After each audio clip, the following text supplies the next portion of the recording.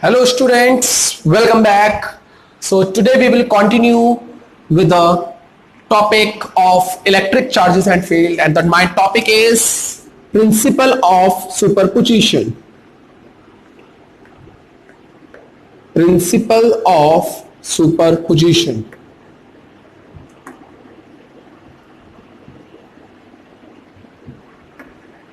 सबसे पहले बेटा देखते हैं what is the statement of this, because इसकी स्टेटमेंट बहुत कॉम्प्लिकेटेड सी है. तो सबसे पहले हम इसकी स्टेटमेंट देखेंगे, उसके बाद हम देखेंगे कि what is the numerically it means, then we will solve the derivation of it also. Clear? So it says that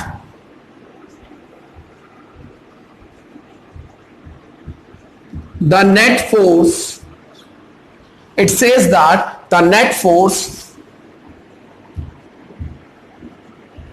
on any charge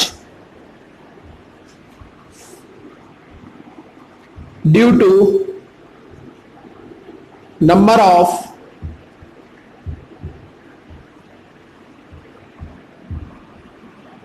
other charges is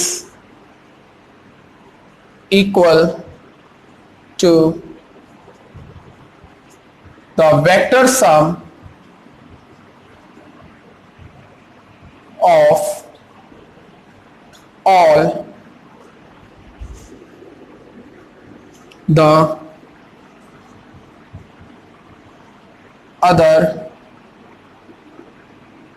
all the other forces exerted by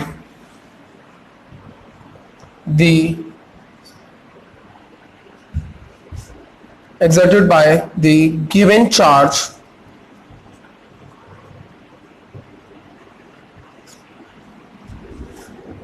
by all the other charges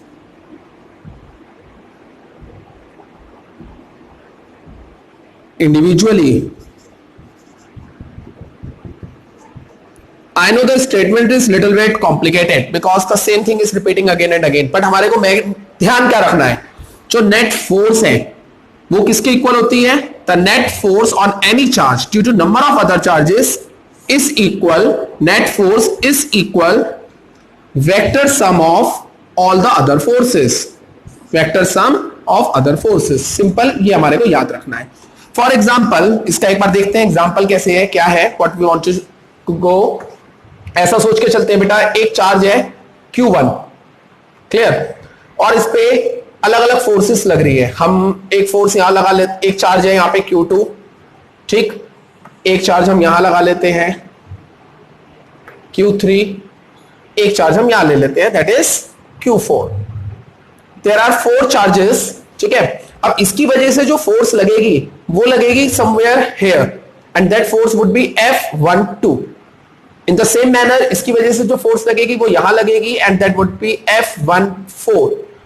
here it would be F13. So the net force which would be acting on this F net equal होगा तीनों forces के, F12 के plus F13 के plus F14 के.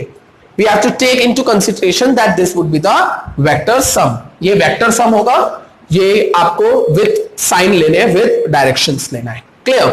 सो अब हम देखते हैं एक बार इसका डेरिवेशन कैसे है. बहुत इजी सा डेरिवेशन है.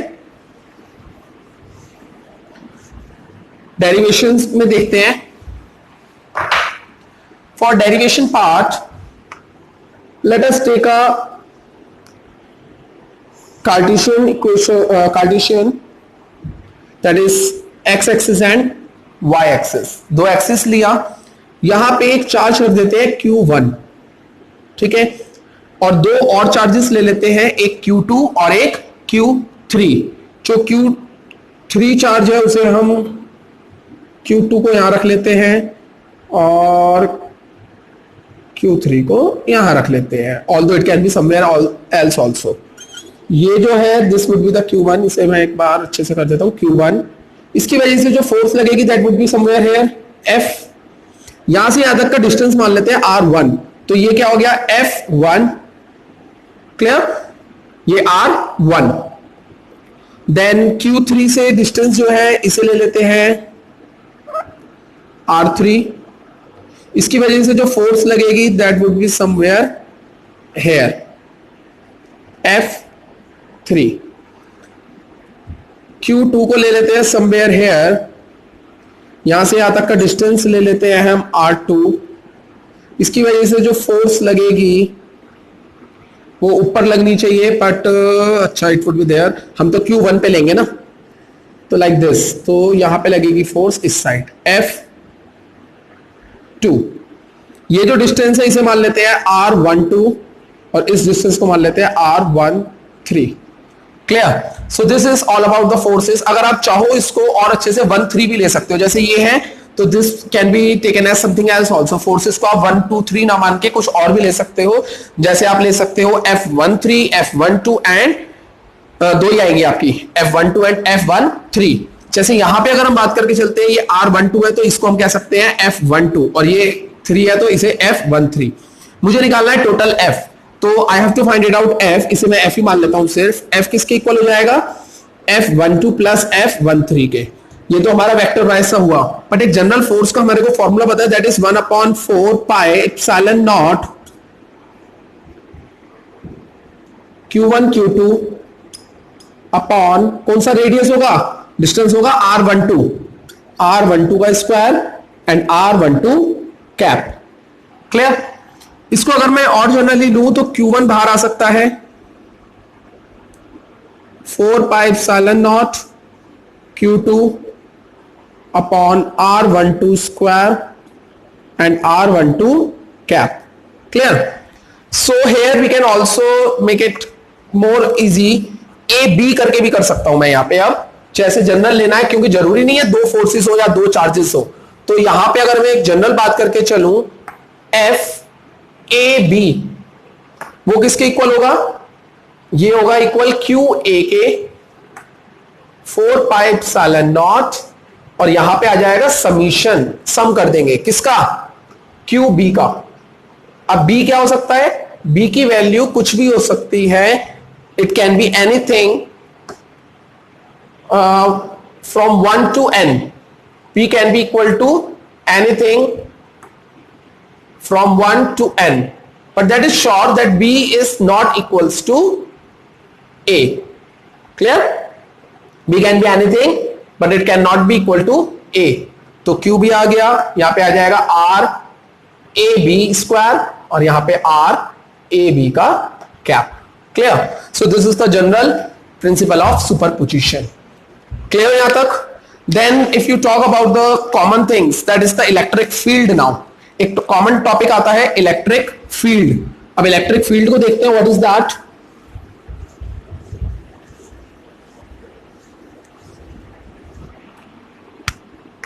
If you talk about electric field,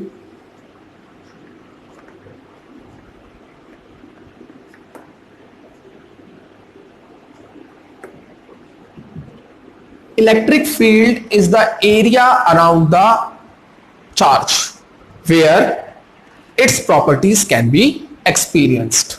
Electric field is the area around the charge where its properties can be experienced. For example, if you talk about play ground, एक play ground ले लेते हैं, यहां पे मैं cricket खेल रहा हूं, तो ये कौन सी फील्ड हो गई? Cricket field.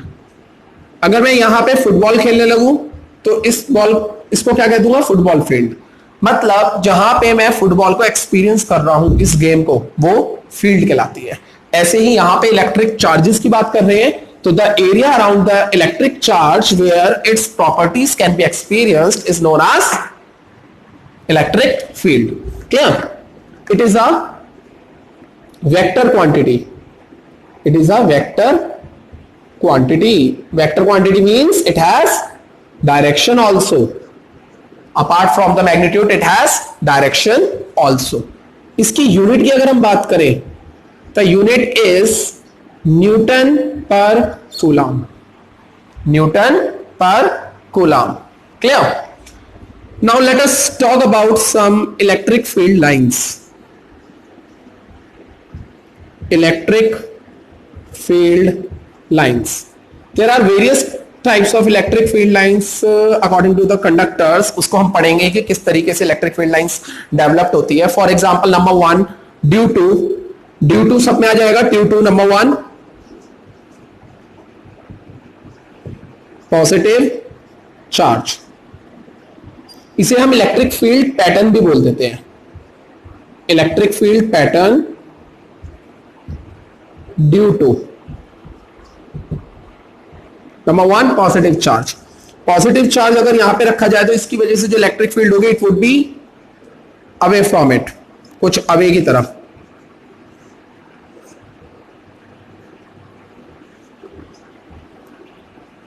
कुछ इस तरीके से. Clear? So this is a positive charge and इस पे जो भी निकलेगी वो बाहर की तरफ निकलती हुई होगी सारी की सारी चार्जेस. इसी तरीके से अब हम देखते हैं अगर हमारे पास एक नेगेटिव चार्ज हो तो उसकी वजह से इलेक्ट्रिक फील्ड कैसे बनेगी. Due to a negative, due to a negative charge. जो नेगेटिव चार्ज होता है उसकी वजह से हमेशा इनसाइड आएगी, acting towards the negative charge, कुछ इस तरीके से. क्लियर? आप देख रहे होगे ये बनने में भी अच्छा लग रहा है जैसे मैंने बनाया है. This pattern is more good to see as compare to the previous one. Clear? इसमें सारी इनसाइड टूवर्ड्स द नेगेटिव, इसमें अवे फ्रॉम द नेगेटिव, क्योंकि डायरेक्शन होती है पॉजिटिव टू नेगेटिव. थर्ड लेते हैं due to two positive charges. Due to two positive charges, दो positive charges की वजह से इलेक्ट्रिक फील्ड लाइंस कैसी होती है. एक यहां पे पॉजिटिव आया, एक यहां पे पॉजिटिव है. पॉजिटिव में हमेशा बाहर की तरफ होती है, यहां पे बाहर की तरफ ऐसे चली जाएगी, यहां पे बाहर की तरफ ऐसे चली जाएगी. अब ये जो बाहर की तरफ जा रही होगी ये कुछ इस तरह से जाएगी, लाइक दिस वन. चाहो तो और बढ़ा सकते हो, इट्स योर चॉइस, क्योंकि इलेक्ट्रिक फील्ड लाइंस तो कितनी भी हो सकती है, लाइक दिस. एक नंबर का क्वेश्चन बहुत बार बोर्ड में आ चुका है तो we have to take care of this question, कि कई बार आ चुका है तो अब भी आ सकता है. Clear?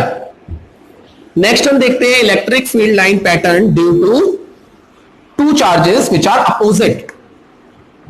Opposite charges. Opposite charges मतलब दो चार्जेस हैं, एक पॉजिटिव होगा तो एक negative. Let us think that this is positive charge और इसे ले लेते हैं नेगेटिव चार्ज. पॉजिटिव से बाहर की तरफ जाएगी, नेगेटिव में टूवर्ड्स आएगी, लाइक दिस. क्लियर? क्लियर? इसमें बाहर की तरफ जाएगी लाइक दिस, पर ये नेगेटिव की तरफ जाती है तो नेगेटिव की तरफ कैसे जाएगी, लाइक दिस. ये पैटर्न बनेगा, ये यहां पे बाहर की तरफ this one like this way. ठीक? This way. So this is due to two opposite charges. Clear? Next हम देखते हैं because of a positive charge plate. Positive charge plate. एक प्लेट ले लेते हैं that is positive, like this. इस पे कैसा चार्ज है? पॉजिटिव चार्ज है. So due to this it would be outside, here also it would be outside. So this was all the electric field patterns due to the various conductors, either it be a positive conductor, either it be a negative conductor, either it be two positive conductors or two negative conductors, or opposite charges, that is a positive and one is negative. So this was all about this. Next topic is electric field lines. अब हम देखते हैं electric field lines क्या होती है. बेटा, electric field lines are the imaginary lines. Number one, they are the imaginary lines. Electric field lines are imaginary lines. इसे मैं शॉर्ट में EFL भी लिख लेता हूं, इलेक्ट्रिक फील्ड लाइंस, क्योंकि बड़ा है तो कई बार I use it like this. But board में आप मत करना, क्योंकि एक दो बार लिखना होगा. You can do it rough में, you can do. Electric field lines की सबसे पहली प्रॉपर्टीज जो होती है, they are imaginary lines which are drawn near the conductor which tell us the direction of electric field. अगर मैं कभी भी एक इलेक्ट्रिक फील्ड लाइंस ड्रॉ करूं और उससे एक टेंजेंट ड्रॉ कर दूं तो that would be the direction of electric field. ठीक है, इसकी कुछ प्रॉपर्टीज होती है which are very important, which can be easily asked in your boards also. बहुत सिंपल है पर it can be asked. Properties, पहली प्रॉपर्टी हमारे पास जो होती है इलेक्ट्रिक फील्ड लाइंस की, that is electric field lines always originate from positive charge. It always originate from positive charge.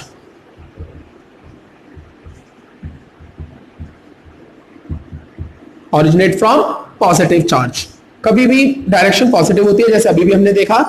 And point होता है negative, terminate at negative charge.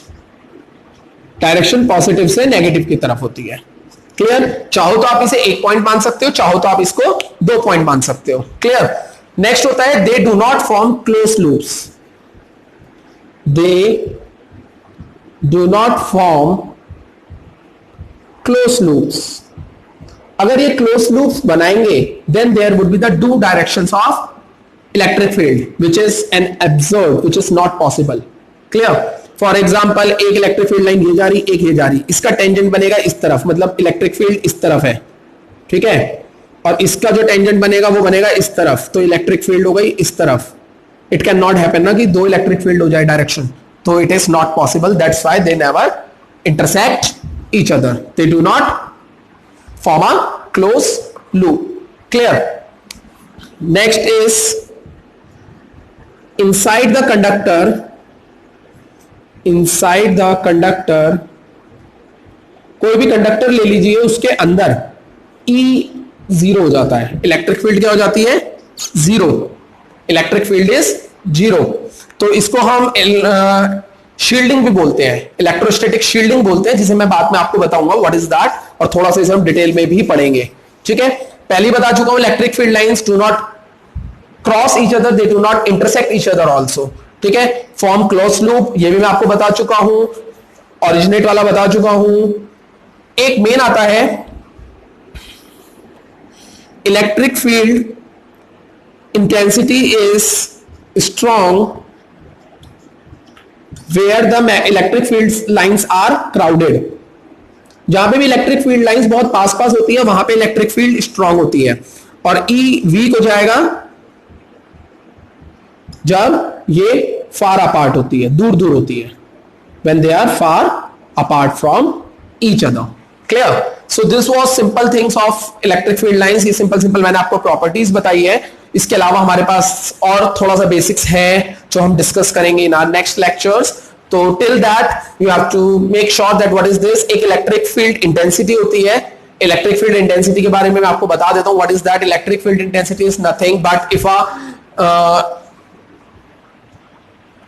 Charge is placed at a particular, ऐसा सोच के चलिए कि electric field है, उसमें एक चार्ज को रखा, वो चार्ज जितनी फोर्स एक्सपीरियंस करेगा उसे बोलते हैं electric field intensity। The electric field intensity is nothing but it is simply defined as the force which is experienced by a charge when placed inside a electric field। इसको हम denote करते हैं E vector से।